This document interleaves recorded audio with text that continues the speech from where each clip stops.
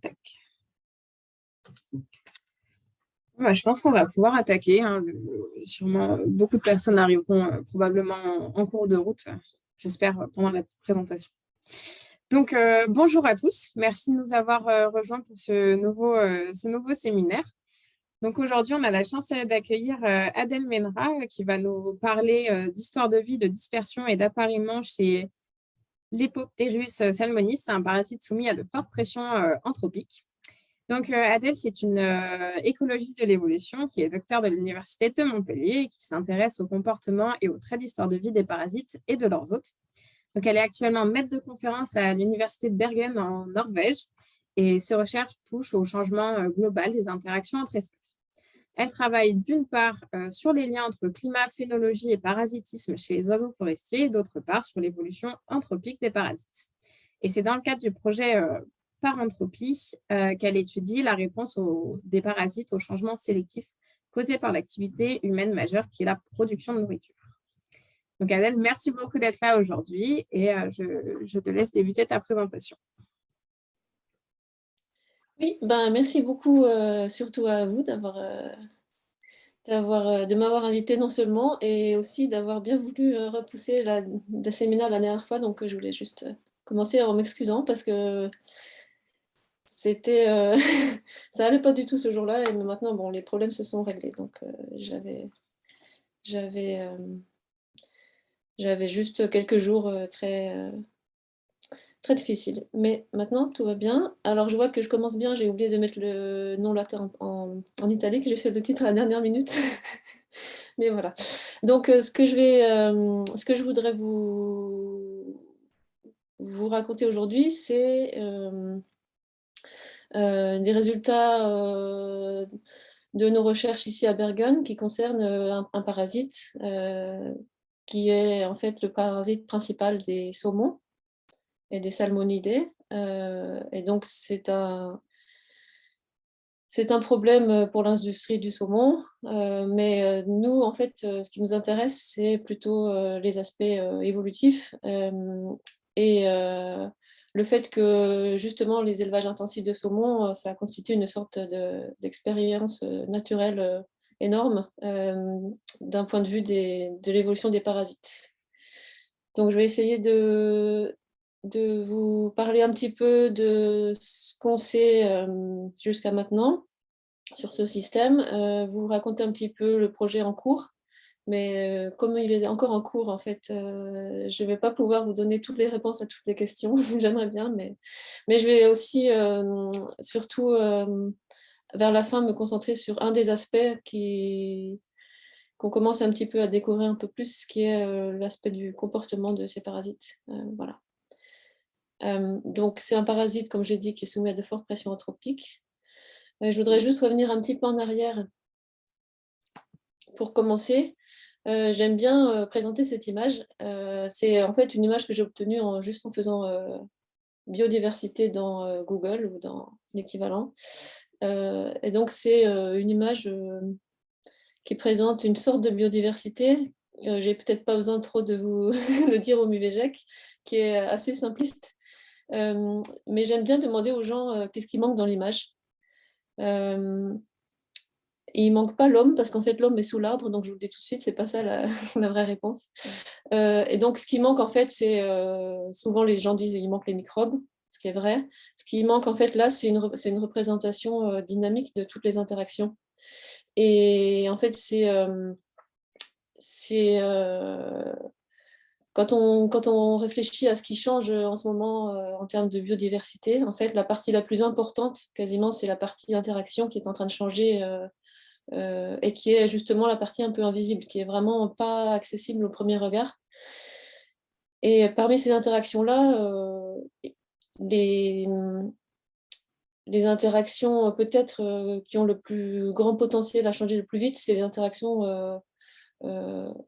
avec des organismes dont les populations sont très grandes et qui se reproduisent très vite, et donc en particulier toutes les interactions parasitaires, qui sont aussi de façon notoire difficiles à étudier dans la nature. Mais c'est pas parce que c'est difficile qu'il faut pas le faire, parce que en fait c'est très important. Donc là je vous ai mis la citation qui est bien connu, mais c'est vraiment dans ce cadre-là qu'on se place, nous, bien qu'on travaille sur un système qui est quand même très appliqué, mais c'est vraiment cette partie-là qui nous intéresse. Ensuite, donc ça, maintenant en 2022, c'est pareil, on commence à se rendre compte de tout ce qui est en train de changer en termes d'interaction parasitaire et de l'effet des activités humaines sur toutes ces interactions. Donc, l'activité humaine peut-être majeure, c'est la production de nourriture pour une population qui est en pleine croissance. Et donc ça, c'est associé à des effets disons, direct sur les populations de parasites parce qu'on essaye de pathogènes. Donc, quand je dis parasites, c'est parasites et pathogènes. Parce que, bien sûr, en voulant produire de la nourriture en grande quantité, on rencontre des problèmes de parasitisme et donc on cible directement les parasites qui nous embêtent par des traitements et par des méthodes qui sont censées les tuer. Donc ça, c'est une sélection directe et forte sur les parasites en général, mais il y a d'autres effets des activités humaines qui sont peut-être plus indirects et qui conduisent à des changements au niveau épidémiologique qui commencent aussi à être bien connus. Donc ça, c'est pas vraiment ce dont je vais parler aujourd'hui, mais ça conduit aussi à des changements de pression de sélection sur les parasites et qui peuvent donc mener à une évolution des parasites qui peut être rapide vu l'ampleur et la rapidité des changements. Je voudrais me concentrer sur une activité majeure, donc, qui est l'agriculture. D'un point de vue historique, l'agriculture, c'est pas nouveau, d'accord, mais donc à l'échelle des générations de parasites, 10 000 ans, c'est déjà beaucoup pour qu'ils aient pu évoluer de façon considérable. Et en effet, on a des indications du fait que les populations humaines sont passées à travers plusieurs, disons, phases épidémiologiques en relation avec la domestication, non seulement, aussi en relation avec les changements de pratiques d'hygiène et donc les progrès des approches scientifiques qui ont suivi la révolution industrielle. Donc tout ça, ça a fait des transitions dans les populations humaines et qu'on a pu aussi observer en termes de changement dans la sévérité des maladies. Et donc ici, vous voyez, par exemple, ça commence à dater, il faudrait peut-être le remettre à jour, mais c'est une figure qui vous montre comment le nombre de parasites qu'on partage avec nos espèces domestiques est lié à la durée depuis le temps de leur domestication. Donc ça, c'est juste un exemple qui montre que nos animaux domestiques ne sont pas sans effet sur nos maladies. De nos jours, donc comme on l'a bien vu aussi récemment, on observe des réémergences de pathogènes et des émergences de nouveaux pathogènes qui sont assez clairement liés aux activités humaines de différents types. Et donc, pour revenir aux animaux domestiques, j'aime bien cette figure parce que c'est, en parlant d'interaction et de réseaux d'interaction entre espèces, elle est assez parlante pour moi. Donc, c'est un peu compliqué sans avoir la légende, mais en fait, donc, ce que vous avez là, c'est des espèces de mammifères. Donc, ils sont triés, donc les couleurs représentent plus ou moins les groupes taxonomiques. Vous avez en gris, tous les petits points gris, c'est des virus connus connus dans la population humaine et qu'on partage avec certains autres mammifères. Et donc cette figure représente uniquement les virus qui sont connus chez les hommes. Et vous avez aussi, donc à chaque fois qu'il y a un petit point gris, c'est un virus, et chaque ligne la relie aux différentes espèces chez lesquelles on a pu la retrouver. La taille des points représente le nombre de ces virus que l'homme partage avec chaque espèce. Et donc, là où je voulais en venir, c'est que vous voyez que les plus gros points ici, ce sont les animaux, les mammifères domestiques. Donc, c'est avec eux qu'on partage le plus c'est de eux que viennent la plus grande part de nos virus. Et l'autre figure que je voulais vous montrer en introduction, c'est une représentation graphique de la part des animaux domestiques, que ce soit donc, dans ce cas-là mammifères ou aviaires, dans la richesse spécifique totale sur la Terre connue, et où on voit que, en tout cas pour les mammifères, l'homme et ses animaux domestiques représentent plus de 96% du nombre d'espèces. Et la même chose un peu pour les oiseaux. Les oiseaux domestiques, donc les dindes, les poulets, etc., représentent 70% du nombre d'espèces. Pardon, pas du nombre d'espèces, de la biomasse, c'est ça que je voulais dire. Pardon, complètement. De la biomasse sur Terre. Donc ça, c'est des biomasses, mais en termes de parasites, ça veut justement dire que ces populations-là d'animaux domestiques, c'est des super hôtes pour un parasite. C'est une ressource énorme par rapport à des populations naturelles.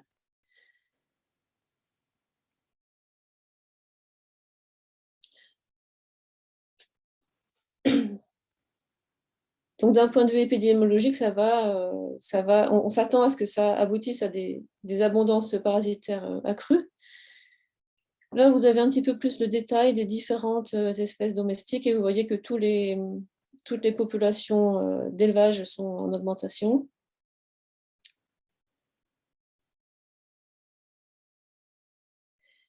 Et donc, comme je le disais, nous, ce qui nous intéresse, donc là d'où on est parti, c'est d'essayer de faire le lien entre cette production intensive de nourriture et ce qu'on savait de des théories d'évolution, en particulier pour les parasites. Donc ça, c'était, il y a déjà un petit moment, c'était une revue, donc c'était notre premier papier sur le sujet, où, donc en résumé, quand on pense à ce que c'est qu'un élevage intensif, c'est en fait le rassemblement d'un grand nombre d'hôtes en densité forte au même endroit. Et pour les parasites, ça va constituer une ressource constante et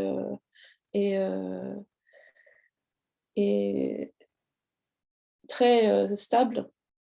Donc ça va faire une grosse population d'hôtes qui sera ensuite renouvelée en fonction des abattages et des arrivées de nouveaux hôtes. Donc ça, c'était nos attentes théoriques. Donc, ce qu'on s'attend à trouver, c'est que dans ce genre de conditions de population d'hôtes qui sont très différentes des populations naturelles, ces conditions-là, en théorie, devraient favoriser la persistance d'un plus grand nombre de parasites dans la population, parce qu'on va plus facilement être au-dessus d'un nombre de reproduction de 1. Donc, on va s'attendre à une plus grande richesse parasitaire et des taux d'infection multiples qui pourraient augmenter. On s'attend aussi à ce que les parasites subissent une mortalité accrue, en particulier à cause des traitements réguliers, mais aussi peut-être dû à cette compétition intra-hôte qui serait accrue. Et le fait qu'il y ait plus d'hôtes disponibles en permanence, ça change la sélection sur l'histoire de vie, dans le sens où la reproduction, le compromis entre reproduction présente et survie sera changé. Et donc, nos prédictions, c'est que ces conditions-là favorisent un investissement accru dans une reproduction précoce pour les parasites.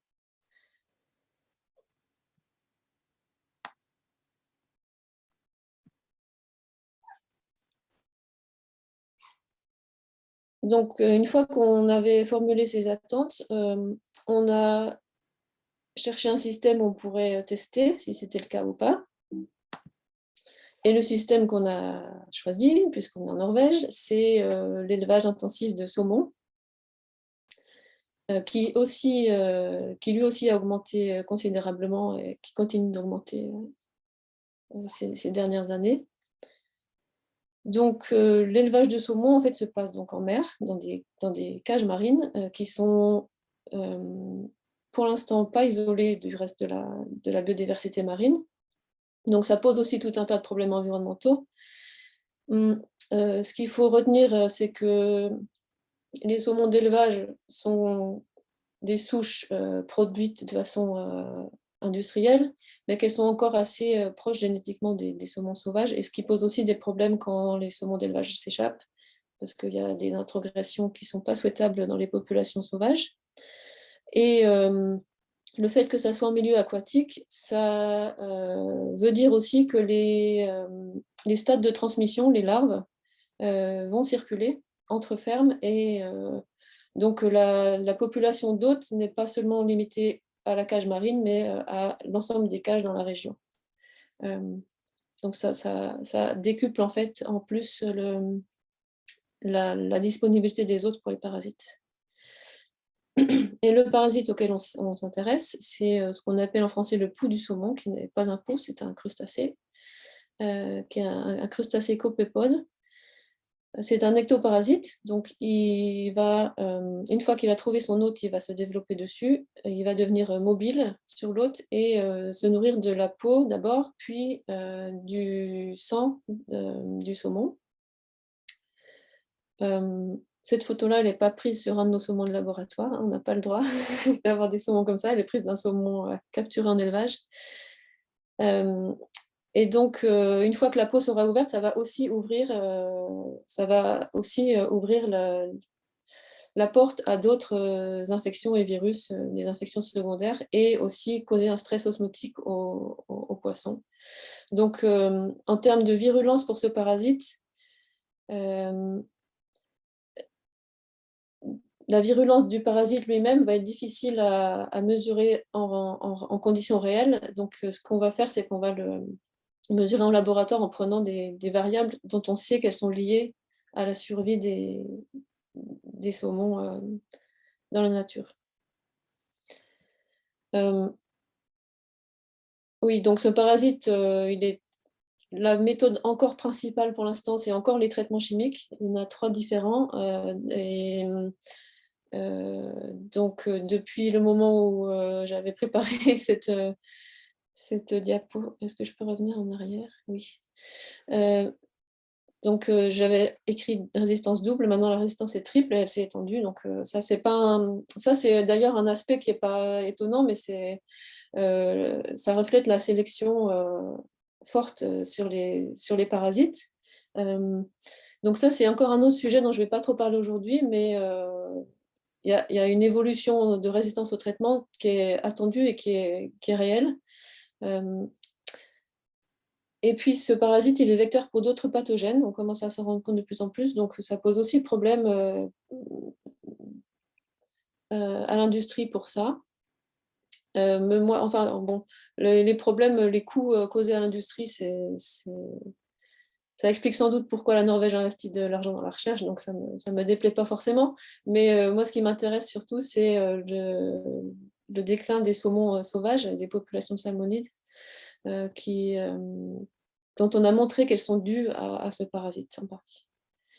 Donc, ce qui se passe, c'est que les saumons se reproduisent dans les rivières, et quand les jeunes saumons arrivent en mer, après leur période de croissance dans la rivière, ils traversent la côte qui est remplie de cages marines qui relâchent en permanence des larves infectieuses.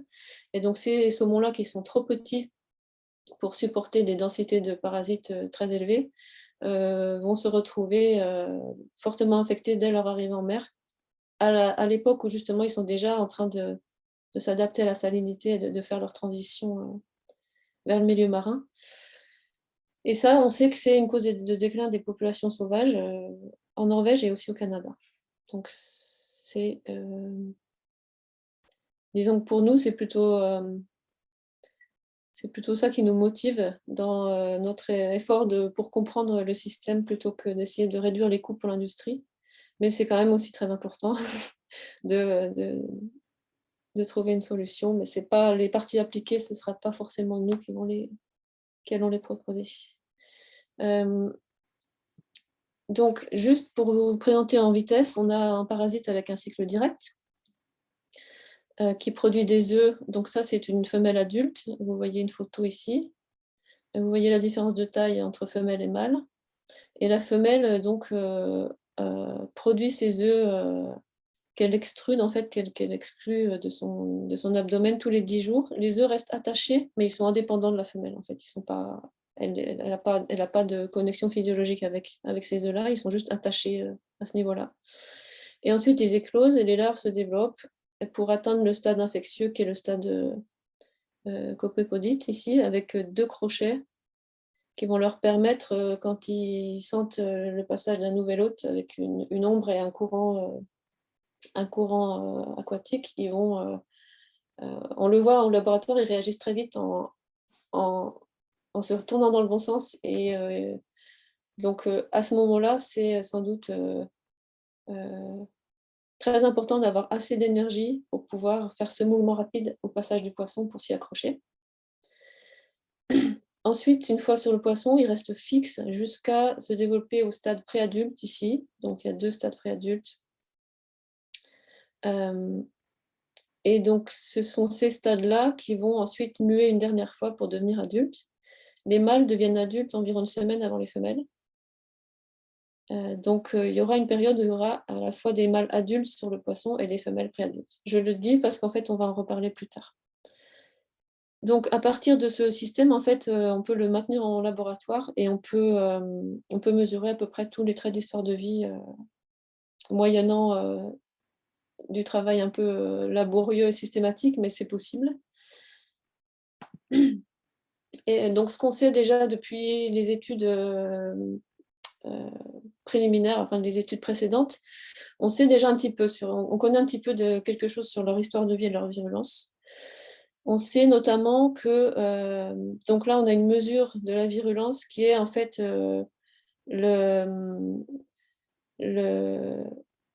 la surface de peau abîmée par parasite. On a dû aussi quand même prendre en compte le nombre de parasites sur le poisson, etc. Donc ça, c'est pour ça que c'est un index qui n'est pas très clair à lire, mais c'est le meilleur index de virulence qu'on pourrait avoir pour ce système-là. Et donc, on voit que la virulence est corrélée avec la fécondité des femelles. Donc, plus les femelles produisent des œufs de façon intense pendant une durée de temps, plus elles vont causer des dégâts. On a la même relation, en fait, aussi si on prend le ralentissement de la croissance de l'hôte. Donc, c'est juste pour vous dire que les dégâts à la peau sont liés à la croissance de l'hôte et que cette croissance-là est essentielle pour la survie en milieu naturel. Et ce qu'on sait aussi, c'est que la fécondité des femelles, elle est aussi liée à leur âge à première reproduction, donc elle est liée à d'autres traits d'histoire de vie. Donc il y a des femelles rapides qui vont produire beaucoup d'œufs et se reproduire tôt, et des femelles un peu plus lentes qui vont produire un peu moins plus tard.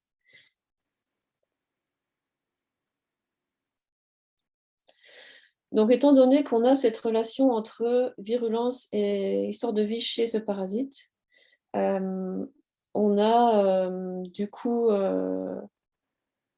une situation où on peut se placer dans le cadre d'un potentiel compromis entre virulence et transmission.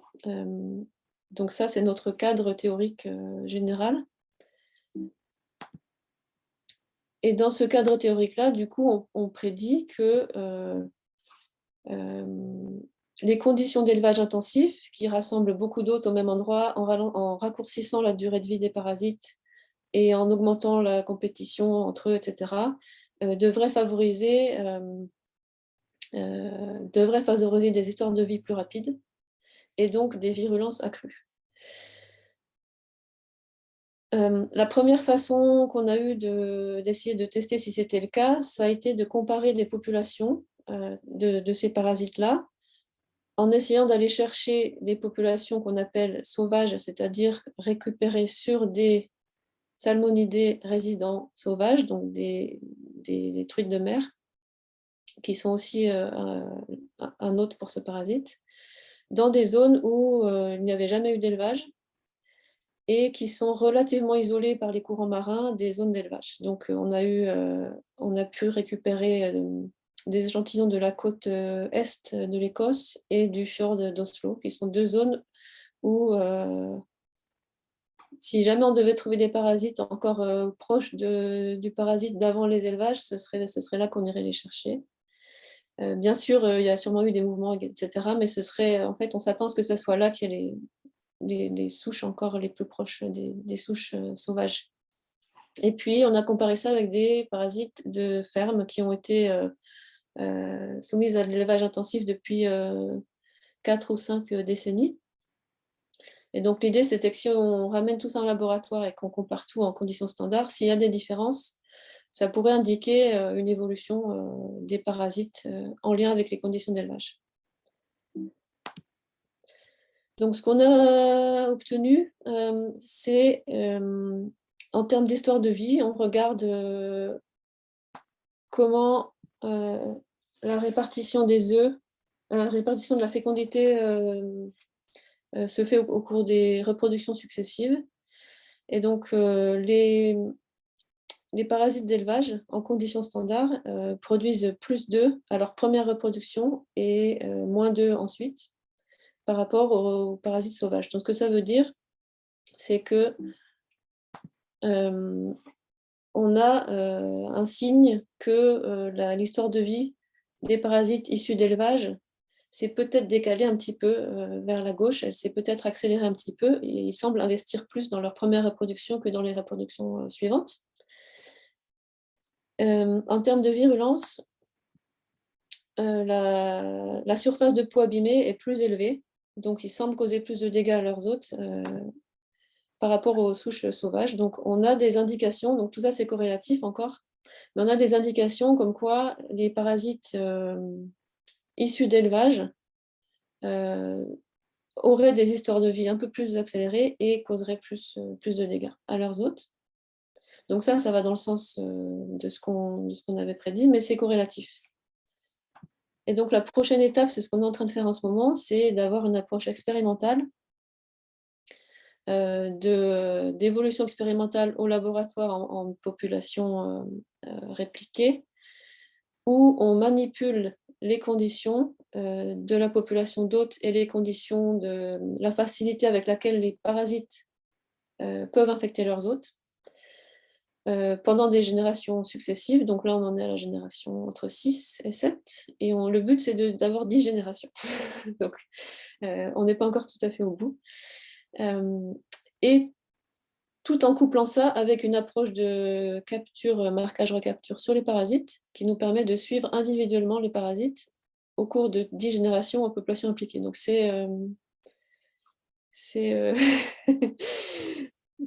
un travail en cours qui prend un peu de temps, mais ça donnera sans doute beaucoup de réponses. Donc là, aujourd'hui, je vais vous présenter quelques-unes des observations préliminaires qu'on a, tout en gardant à l'esprit que c'est du travail non fini, donc je ne peux pas vous donner les résultats définitifs. Donc l'approche, c'est on a échantillonné des parasites de 3 régions différentes. On aurait voulu avoir plus, mais ça n'a pas été logistiquement possible. Mais on a donc des parasites donc ça c'est la Norvège en entier. Les zones où il y a de l'élevage, ça remonte jusqu'à environ là. Voilà. On a échantillonné de 3 endroits différents dans le gros bout là. Et on les a ramenés en laboratoire pour les faire ensuite les maintenir en population fermée en laboratoire dans les conditions standards, donc dans les mêmes conditions. Donc ça, c'est ce qui a fondé notre première génération. Et pour chacune des origines, ce qu'on a, c'est donc à chaque génération, on réinfecte, on boucle le cycle en, en, en reprenant les œufs de toutes les femelles qui ont produit des œufs à chaque génération, soit dans des populations d'hôtes avec une densité qu'on appelle faible, en sachant que c'est quand même une densité, mais on ne peut pas descendre en dessous de 5 poissons par queue, on n'a pas le droit, et ce n'est pas bon pour les poissons, etc. Donc on fait avec ce qu'on a. Donc on a soit une densité d'hôtes qui est relativement faible dans un relativement grand volume d'eau, soit une densité d'hôtes qui est plus élevée. Et la différence principale, c'est que lorsqu'on réinfecte, donc au stade de transmission, on ajuste les volumes d'eau et on fait en sorte d'augmenter le plus possible le contraste en termes de densité de larves infectieuses par volume d'eau pour avoir un contraste de 20 fois supérieur dans le traitement qu'on appelle transmission élevée par rapport au traitement transmission faible. Donc, ce n'est pas seulement la transmission faible, c'est aussi la densité de poissons dans les cuves par la suite. Et ça aura une importance pour le comportement de dispersion. Donc voilà, donc comme on est un peu fou, on fait ça sur 10 générations. Et toutes les semaines, on récupère tous les parasites, on les mesure, on mesure leurs œufs, on les reconnaît grâce à des petites puces qu'on leur colle ici sur l'abdomen et qu'on peut ensuite scanner avec un lecteur. Donc on a, ça marche comme des bacs d'oiseaux, il y a un numéro unique par individu. Et donc on a en principe le suivi pour chaque individu femelle. Et on a aussi développé de quoi reconnaître les mâles, parce qu'en cours de route, on s'est rendu compte que les petites taches là, des chromatophores sur leur céphalothorax sont en fait uniques par individu. Donc ça permet en fait de reconnaître même les mâles sur lesquels on n'a pas la place de coller ça. Voilà. Et certaines femelles qui auraient perdu leur puce. On perd quand même quelques individus qui doivent passer à la trappe, être mangés ou je ne sais quoi, mais on a quand même une bonne couverture dans chaque population. Et donc pour chaque ponte, on fait éclore les œufs et on mesure aussi des traits larvaires, la taille des larves et leur survie. Voilà. Et ensuite, donc au début, milieu et fin pour chaque population, donc à la génération 1, 5 et 10, on mesure la virulence des parasites sur des poissons qui sont maintenus de façon individuelle, où on peut mesurer de façon précise leur croissance et leurs dégâts sur la peau. Donc ça, c'est un résumé. Oui, donc là où on en est pour l'instant, c'est la génération 6-7. Ce graphique, il est un petit peu, il date un petit peu déjà du début de l'année, mais c'est pour vous montrer les fluctuations de nombre d'individus par population au cours du temps. Donc on a les populations là en bas qui sont les populations avec peu d'hôtes et peu de parasites par hôte, qui se maintiennent à un niveau bas et plus ou moins constant. Et on a les populations avec beaucoup d'hôtes et beaucoup de parasites par hôte qui fluctuent beaucoup plus. Plus précisément, les pics là, ça correspond à chaque réinfection, vu qu'on réinfecte une fois par génération. C'est pas tout à fait comme dans la réalité, parce qu'on ne peut pas réinfecter sans arrêt, on n'a pas non plus le droit de les faire avoir beaucoup trop de parasites, etc. Mais on a réussi à maintenir ces populations jusqu'à maintenant. Et la question qu'on se pose, c'est d'essayer, ce qu'on veut faire, c'est mesurer à la fois la sélection dans ces populations. Donc ça va être l'approche. Une fois qu'on aura terminé la récolte des données, on va pouvoir s'y coller avec des collaborateurs de Montpellier. Donc je vois qu'il y en a une qui est là aujourd'hui, mais je montrerai sa photo plus tard. Et ensuite, donc, coupler ça à une étude des changements phénotypiques qu'on observe au cours du temps. J'espère que c'est clair, parce que j'ai l'impression d'être un peu embrouillée. Mais Donc, je vais juste vous montrer quelques petites observations de ce qu'on sait sur la génération 1, donc la première génération de départ. Donc, nos prédictions, tout d'abord, quelques prédictions ici. On s'attend à ce que ces conditions-là, de forte densité d'hôtes et transmission élevée,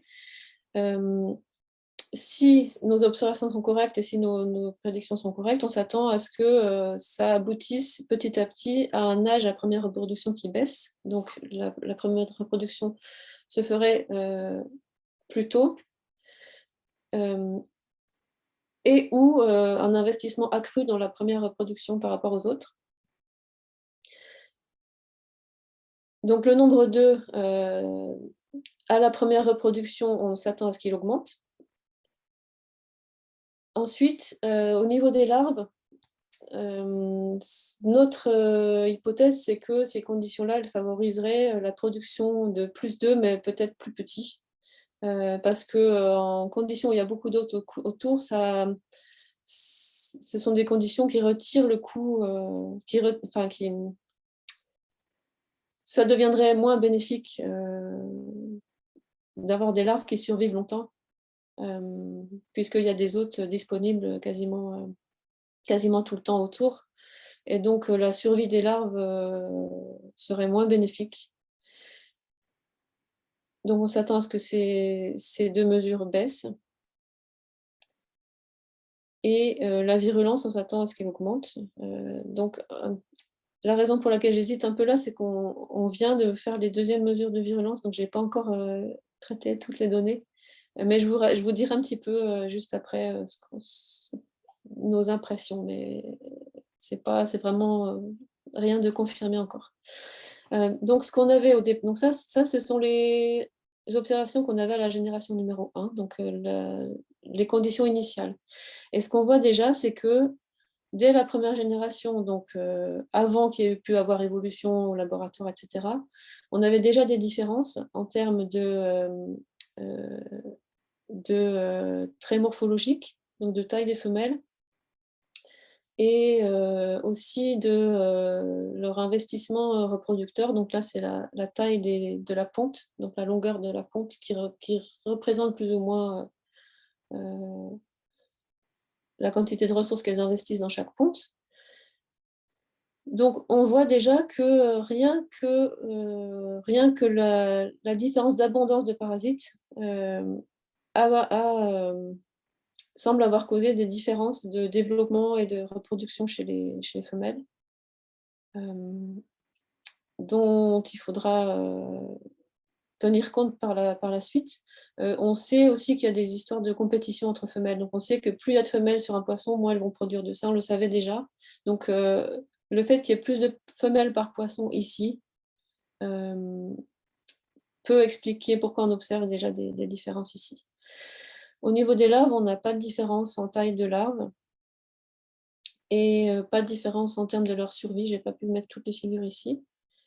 Mais donc ça, c'était les conditions initiales. Et donc nous, maintenant, on va regarder comment ces traits changent au cours du temps. Malheureusement, je ne peux pas trop vous en dire plus sur cette partie-là aujourd'hui. Mais ce que je voudrais vous montrer, c'est quelque chose qui nous a intrigués d'abord.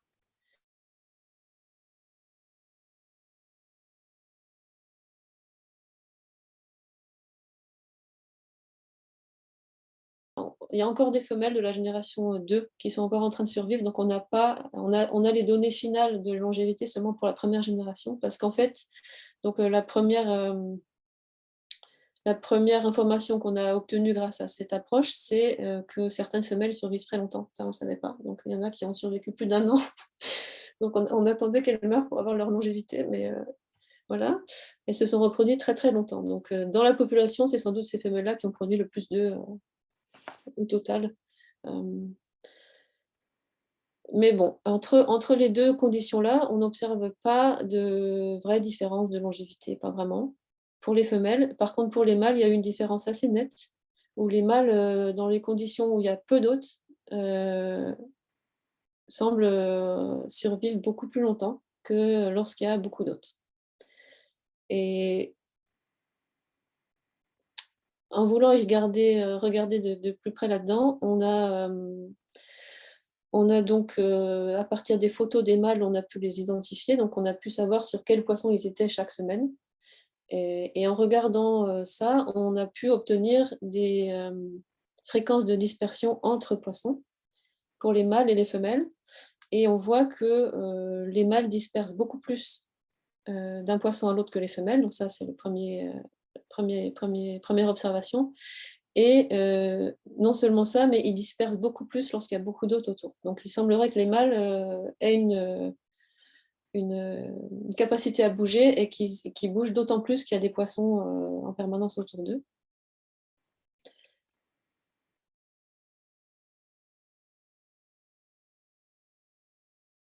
Et en regardant ce qui se passe au cours d'une génération, au cours des différentes semaines successives, donc là, on a pris un sous-échantillon de mâles qui ont survécu pendant les 8 semaines au total.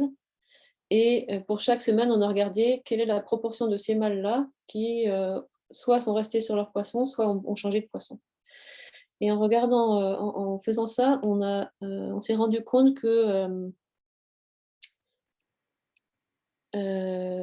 il y avait des semaines où les mâles n'avaient pas beaucoup bougé, qu'ils étaient principalement restés sur le même poisson, et c'est des périodes qui correspondent aux périodes où les femelles sont presque en train de devenir adultes, juste les quelques jours avant qu'elles deviennent adultes. Et le reste du temps, ils semblent bouger beaucoup plus. Donc, en fait, les mâles bougent beaucoup d'habitude, sauf aux périodes où il y a des femelles qui sont presque en train de devenir fécondables.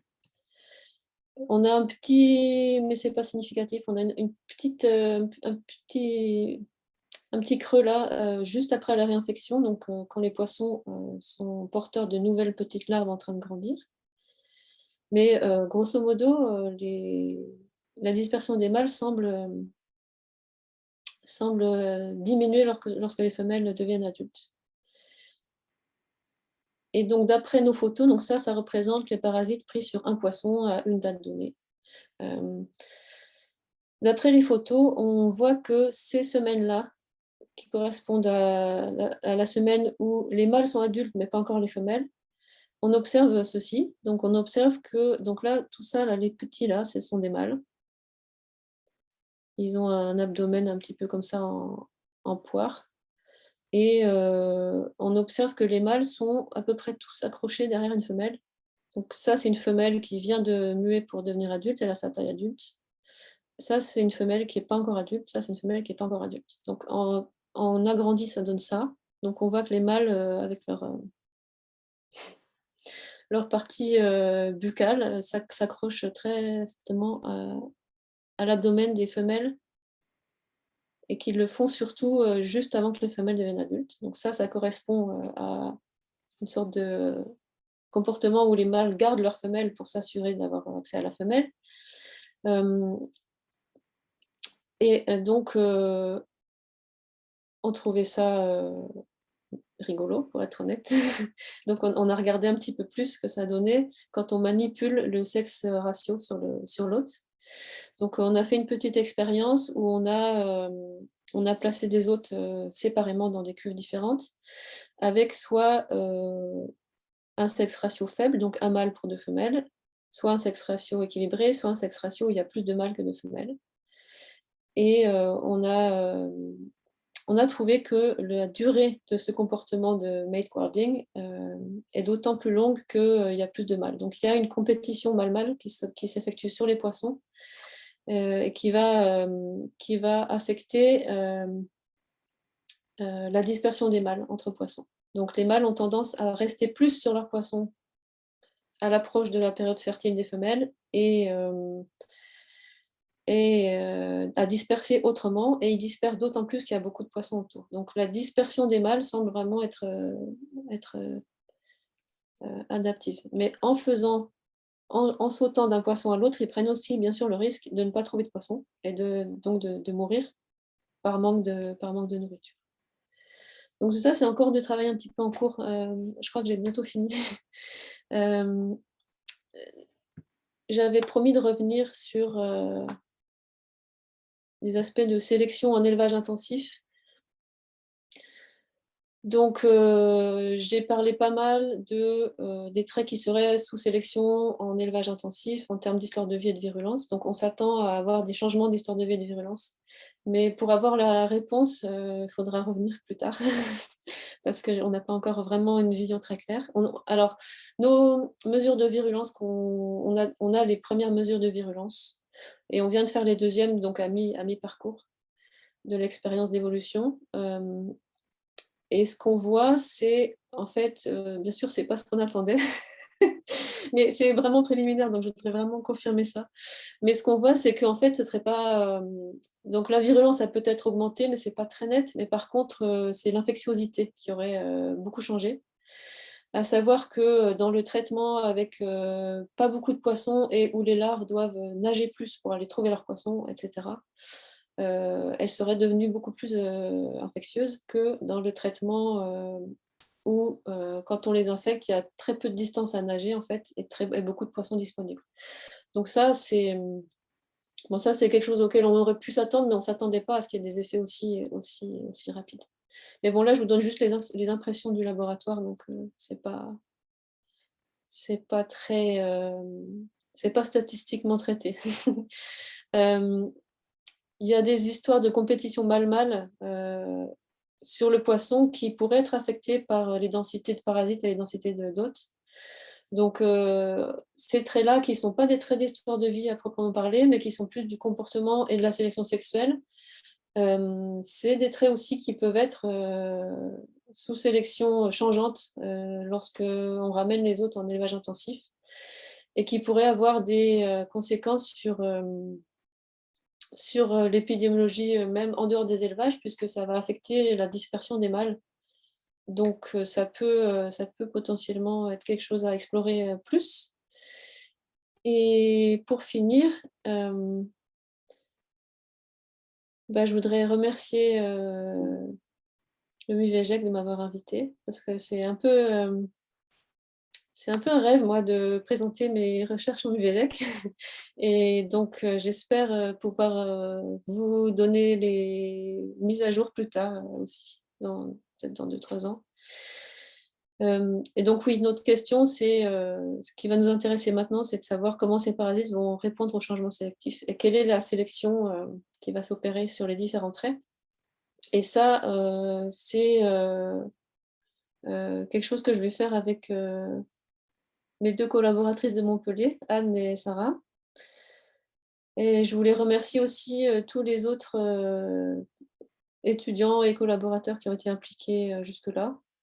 En particulier les étudiants de master et de thèse, et puis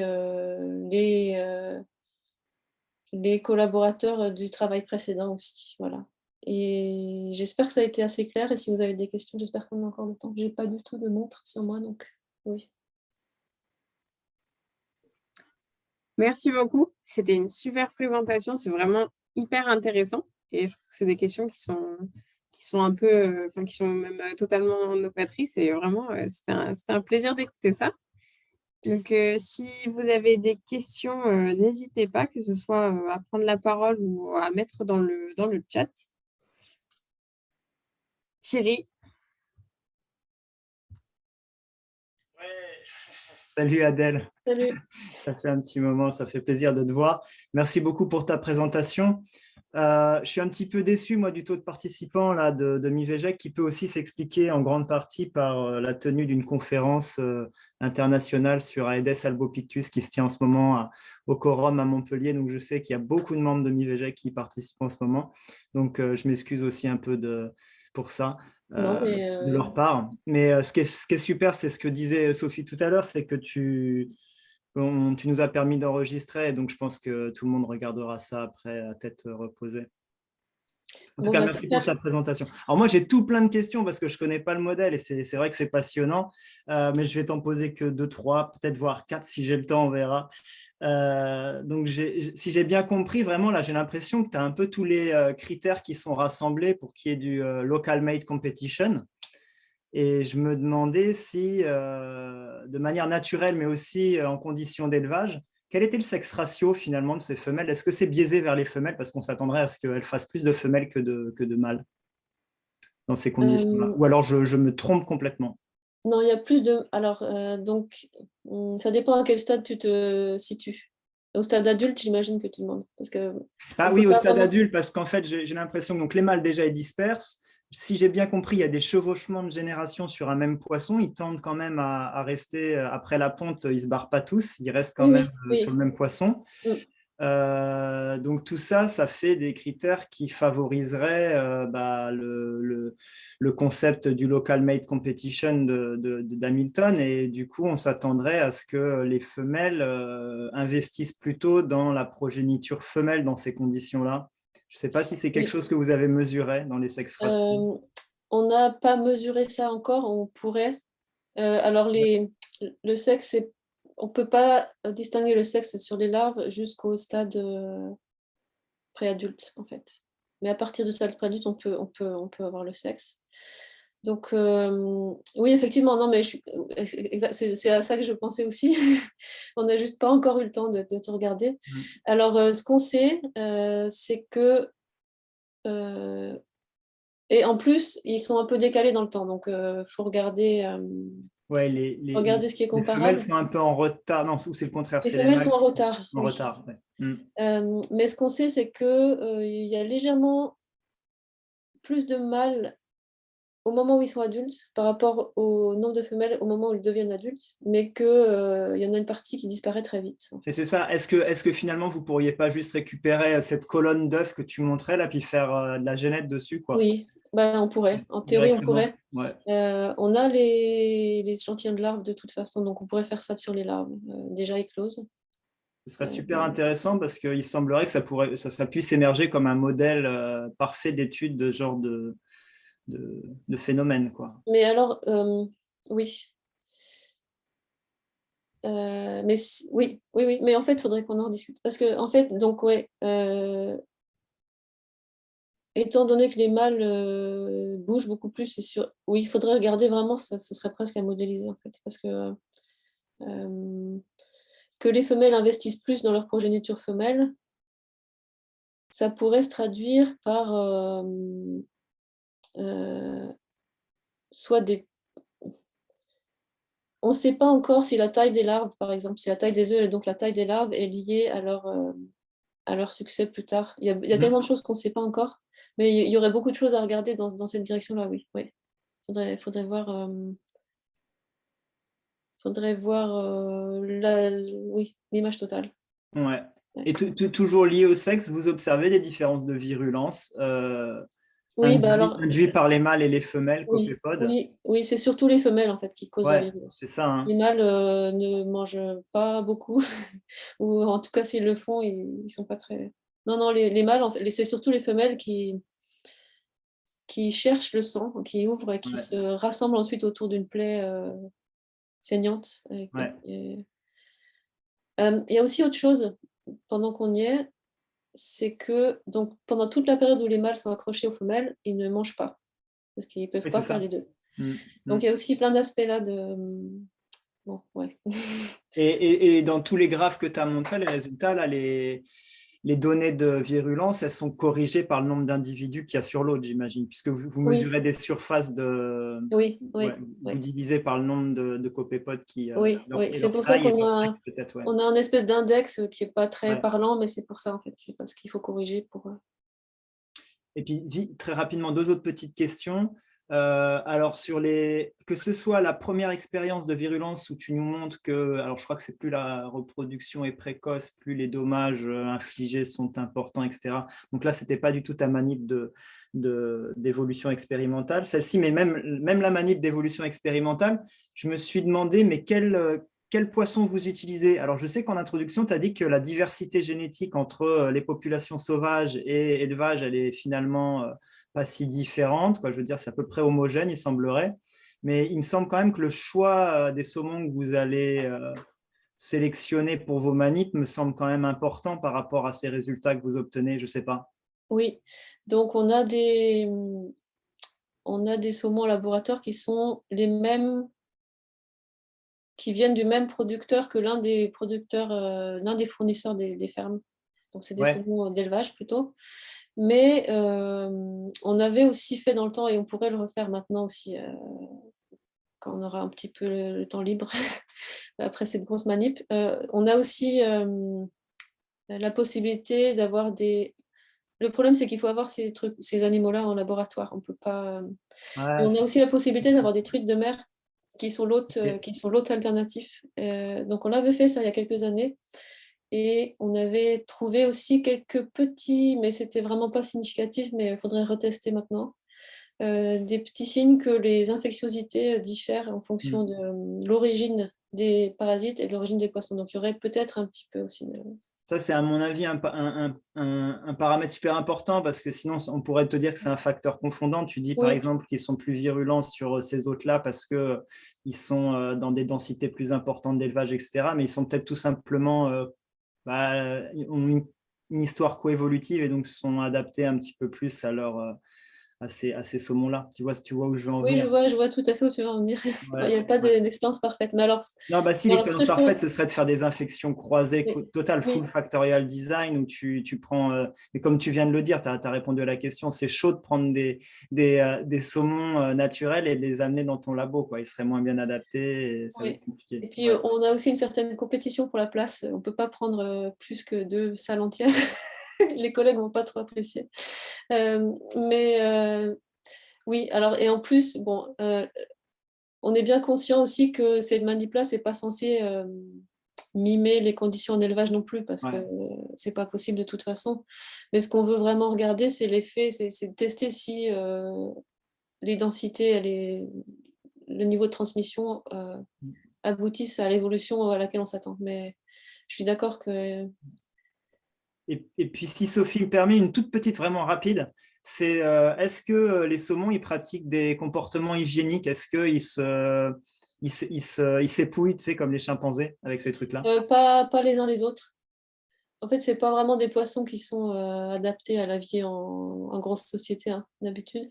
Est-ce que même ils essayent de les enlever? Mais ce qu'ils font en population... Alors, c'est un parasite marin qui ne survit pas dans l'eau douce. Donc, ce qu'on commence à voir là, c'est que les saumons qui le peuvent, c'est-à-dire pas ceux d'élevage, justement, mais les saumons sauvages, lorsqu'ils ont trop de parasites, en fait, ils remontent les rivières plus tôt que les autres. Pour se débarrasser des parasites. Ce serait un comportement qu'ils font pour se débarrasser de leurs parasites. Oui. Trop bien, trop bien. Super, merci beaucoup Adèle. Et à bientôt. Merci d'avoir écouté. Merci. Moi, pour le coup, j'ai une petite question aussi. C'était sur tes prédictions sur la taille des larves, avec une prédiction qu'il y aurait des larves qui seraient plus petites.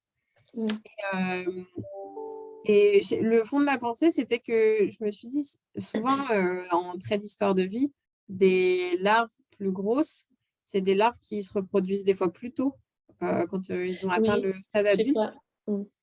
Du coup, oui, je me demandais s'il y avait, ou c'était peut-être juste le fonctionnement de ce parasite-là qui ferait que... Parce que c'est sûr qu'on peut s'attendre, s'ils investissent plus, de ne pas investir autant dans chaque larve, et du coup d'avoir forcément des larves un peu plus petites. Mais ça pourrait être contrebalancé, que c'est des larves qui prendraient peut-être plus de temps à acquérir assez de ressources pour se reproduire. Oui. Mais là, je suis d'accord avec toi sur le principe, tu as tout à fait raison. Mais je suis passée un peu trop vite sur cette partie-là. En fait, c'est que les larves, une fois qu'elles éclosent, elles ne se nourrissent pas jusqu'à trouver un poisson. Donc, les réserves qu'elles ont dans leur œuf, ça va être les réserves qu'elles vont devoir utiliser d'une part pour se développer et d'autre part en garder un petit peu pour avoir encore assez d'énergie pour nager jusqu'à trouver un poisson. D'accord. Donc, je suis passée trop vite là-dessus, en fait. Je me rends compte maintenant. Ah oui, d'accord. Je comprends mieux. Oui, et comme il y a plus de poissons, au final, elles vont facilement trouver un autre quand la densité est plus élevée. Donc, elles n'ont pas forcément besoin d'être plus grosses, quoi. D'accord, je comprends mieux. Super. Margot, je crois que tu as une question. Oui, désolée, c'est une question très naïve. Vous avez pris 3 points de collecte différents pour les poules, justement, et c'était pour savoir si vous avez déjà des différences qui se voient au moment de l'expérimentation, ou si vous en attendez selon justement d'où ils viennent. Oui, donc la raison, oui. Oui, on a des différences. On n'a pas encore tout à fait analysé tout ça, mais il y avait des différences assez notables en termes de, par exemple, longueur des pontes dès la première génération. Donc ça pourrait refléter une variation géographique en termes d'histoire de vie qui est intéressante. Mais à part ça, justement, ce qui nous a quand même frappé assez, c'est que en termes de rythme et de nombre d'individus adultes qu'on obtient à chaque génération sur les poissons, etc., il n'y a pas vraiment beaucoup de différence entre les différentes lignées. Ce qui, ce qui est assez logique parce qu'on sait que cette population-là sur la côte ouest, c'est en fait, quand on regarde les marqueurs neutres, on sait que c'est en fait une grosse métapopulation. En fait. C'est une grosse population un peu panmictique, mais ça n'empêche pas qu'il pourrait y avoir des pressions de sélection locales qui seraient suffisantes pour avoir des différences en- sur certains traits. Mais non, on n'a pas vu de différence autre que la longueur de ces pontes-là, qui sont beaucoup plus longues dans une des générations, dans une des populations que par rapport aux autres. Et on n'a pas eu le temps de regarder plus là-dedans. Mais D'accord, merci beaucoup. on Merci n'arrive pas trop à encore. l'expliquer en fait, pour l'instant. Non, il n'y a pas de problème, c'est en cours. Merci beaucoup pour votre intervention aussi. Ben, merci pour l'invitation. Alors, je crois qu'il y a une question dans le chat de Rémi Oui. Roussier qui demande est-ce qu'on peut imaginer un traitement à l'eau douce dans les élevages pour limiter la propagation de ces larves et si du moins on peut faire l'élevage dans des bacs qui sont fermés. Oui, mais en fait, c'est déjà ce qu'ils sont en train de. C'est déjà fait. D'accord. Donc, parmi les traitements antiparasitaires non chimiques, il y a le traitement à l'eau douce, mais après, c'est les poissons qui apprécient pas trop. Donc, Oui. faut pas les mettre trop longtemps, etc. Je sais pas exactement. Il y a aussi les traitements à l'eau un petit peu plus chaude parce que ces parasites-là aussi survivent seulement en dessous de 15 degrés. Ah, d'accord. L'eau de mer ici, elle est entre 8 et 10 degrés un peu, en permanence. Ah oui, Euh, ça fait frais. oui, enfin, sauf dans les endroits, sur les plages où il y a du soleil, etc. Là, on peut quand même se baigner, mais sinon, voilà. Non, l'eau douce, c'est possible, c'est fait même en petite quantité. Je pense que la raison pour laquelle c'est pas fait plus, c'est des questions de coûts pour l'industrie, de main-d'œuvre, de tout ça. Ils cherchent à réduire au maximum les coûts. Et tant que les traitements chimiques sont moins chers que le reste, ils vont sans doute. Et Ça c'est semble pas vraiment, vraiment déconner. pardon, c'est vraiment totalement de l'eau douce qu'il faudrait idéalement pour éliminer ces parasites ou même de l'eau un peu juste saumâtre, ça serait suffisant. Je pense que le mieux, ce serait l'eau douce parce que Ok. l'eau saumâtre, en fait, on voit qu'il y a aussi, c'est pas du tout mon domaine, mais j'ai entendu à des conférences, etc. Il y a aussi toute une variation dans la capacité des parasites à résister à l'eau douce, justement. Donc, Oui, d'accord.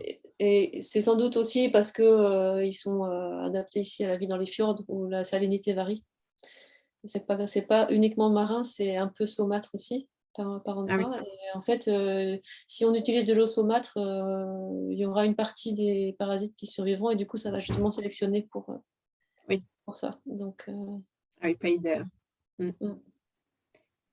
Il y a aussi les poissons nettoyeurs aussi qui ont été introduits dans les élevages pour manger les parasites sur les saumons, mais c'est pas très.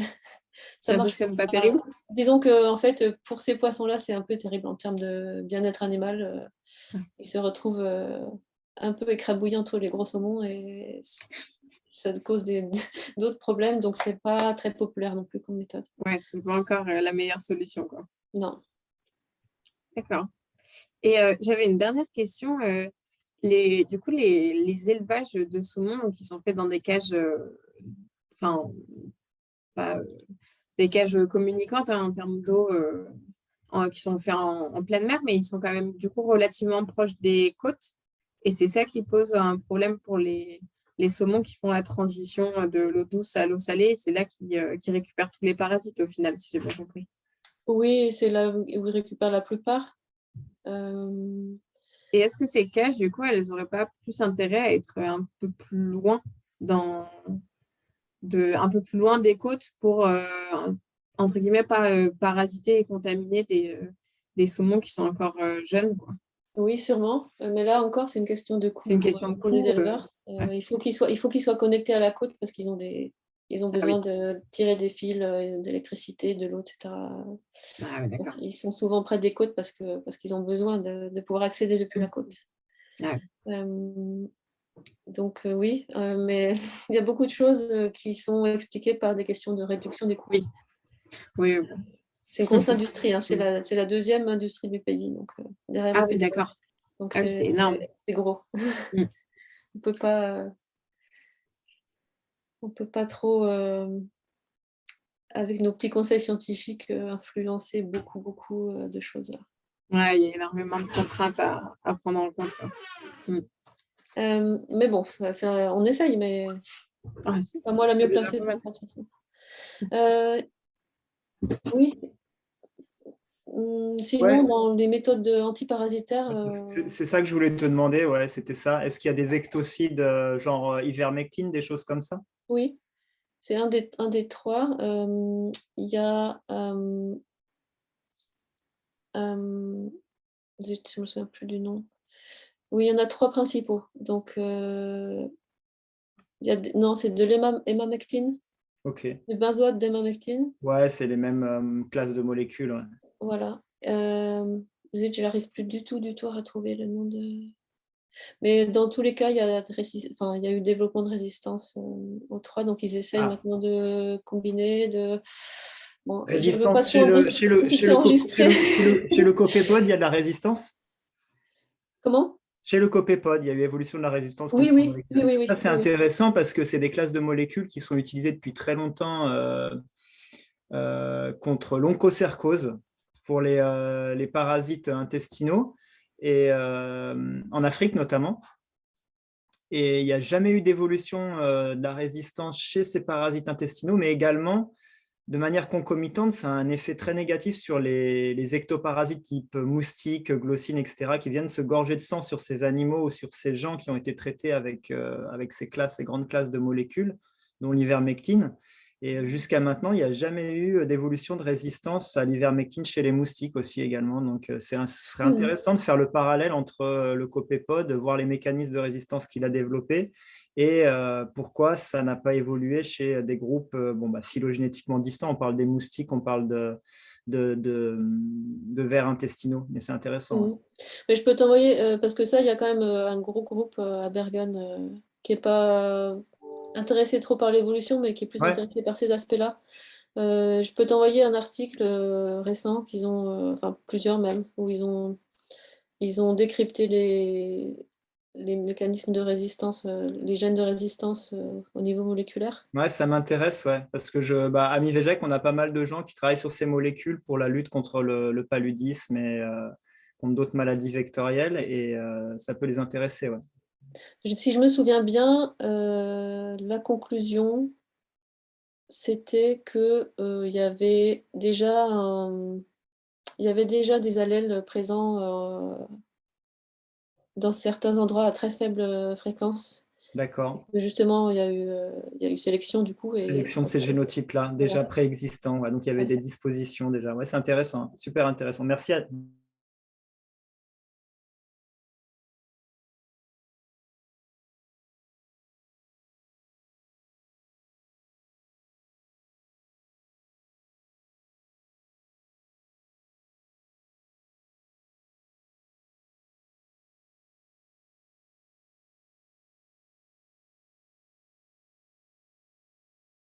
Je crois que c'est figé chez Sophie. Oui, c'est bon. Ah, Je crois que je suis de retour. Ça m'a déconnecté pendant un instant. Eh ben, j'ai l'impression qu'il n'y a plus de questions, donc il ne me reste plus qu'à te remercier, Adèle. C'était vraiment un plaisir. Et si tu aboutis à des résultats, n'hésite pas à nous recontacter pour venir les présenter. Ça sera un plaisir d'avoir la suite de ce projet qui est vraiment, que je trouve vraiment intéressant. Donc, n'hésite pas. De toute façon, je prévois un passage à Montpellier dans les prochains mois. Sans doute à l'automne. J'ai réussi à me libérer l'automne sans cours. Et je vais pouvoir... Et avec un peu de chance, il n'y aura plus de restrictions. Enfin, on a repris quelques présentations en présentiel, donc n'hésite pas à nous contacter, que ce soit Margot, Thibault ou moi. Et on pourra sûrement organiser un petit truc pour continuer à en discuter. Oui, avec plaisir. Super. Et merci à tous ceux qui sont encore restés, puis à tous ceux qui regarderont sûrement ce séminaire en replay. Et on vous retrouve, nous, pour un nouveau séminaire la semaine prochaine. Merci encore. Bon après-midi à tous.